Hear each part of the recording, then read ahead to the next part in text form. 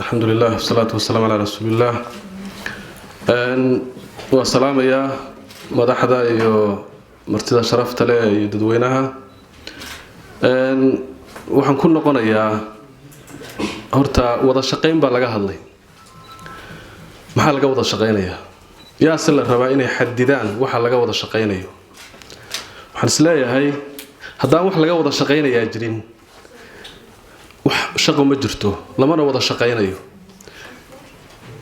ila shaqay maaha aan wada shaqeyno way. Marka waa in la xadidaa oo bulshada lagu hagaa taana waxa le maamulka iyo mas'uuliyiinta waxa ay rabaan dadku in laga wada shaqeeyo ay ka rabaan. Maanta waxaan uga jeedaa ujeedooyinkii ahdaaftii uu sheegay gudoomiyuhu cidda xadidaysa waa mas'uuliyiinta waa hogaankii degmada ama hogaankii gobolka iyaga la rabaa intay fariistaan inay bulshada u xadidaan ujeedooyin faa'iido leh oo ay ku hagaan sidii ay uga shaqeyn lahaayeen loogana wada shaqeyn lahaa. taa waxaan arkaa horta waa in la xadidaa maxaa laga wada shaqeynayaa. qodobka labaad waa in aan loo fahmin sida siyaasadeenu hadda ay tahay marka maamulka lala shaqeynayo in qof lala shaqeynayo. haddii anigu markaan maamulka la shaqeynayo aanu aaminsanahay inaan gudoomiyaha gobolka la shaqeynayo dan uu leeyahay daba aan wado haddaan gudoomiyaha isku dhacno shaqadii waa joojinaya. bulshada waxaa laga rabaa marka inay fahamto in laga wada shaqeeyo ujeedooyin xadidan oo iyaguna ay waajibaad ku leeyihiin xuquuqna ka sugayaan maamulka.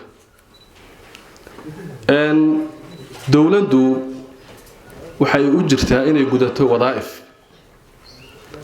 saan la soconno jirkeena xubnaheena jirku waxay gutaan wadaa'if. qofka haddii la yiraahdo kelidii waa fashilantay waa in laga saaraa waxa weeye shaqadii laga rabay oo qofka ugu fadhiday bay gabtay. xukuumad markii la sameeyo waxa ugu horeeyo oo laga fikiraya waxa weeye wadaa'ifta iyo shaqooyinka ay bulshada u gudanayso iyaduna waa inay ogtahay bulshaduna waa inay ogtahay kula xisaabtantaa. waxaan ka wada shaqeynaynaa marka waxa weeye ujeedooyin xadidan oo aynu isla wada garanayno oo maslaxadii inuu ku jirto oo danta guud ku shubaya kulligood. laakiin anigu waxaan u arkaa bulshadu hadday u fahamto in siyaasadda Puntland markii lala shaqeynayo ama maamulka Puntland in qof lala shaqeynayo inaan shaqo soconayn xalku wuxuu yahay inay maamulku xadidaan waxyaabo laga wada shaqeyn karo. مثلا تصالحان waxa laga rabaa degmadu ahdaafta ay gudbinayaan inay xadidaan yiraahdaan waxaan rabnaa inaan cashuuraha ka shaqeyno.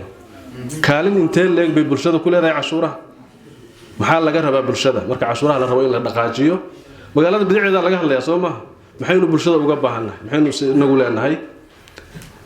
waxyaabaha kale oo aan rabo waxaan ka mid aan cadeeyo sida uu Cabdalla sheegay bulshadu awood ma hayso awood software way bulshadu laakiin awoodda xadiidka dawladda laga rabaa.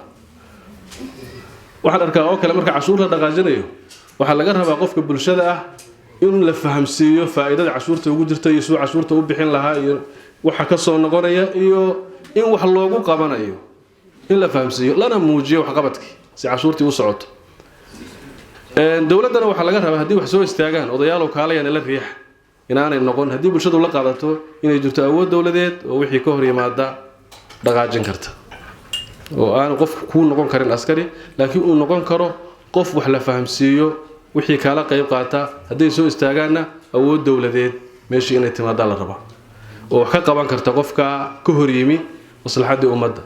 marka waxaan ku soo ururinayaa oo rabo inaan ku sii fogaado maamulka waxaan ka rabnaa inay noo xididaan shaqooyin xadidan waxaan waliba jecelahay in priority loo kala sameeyo.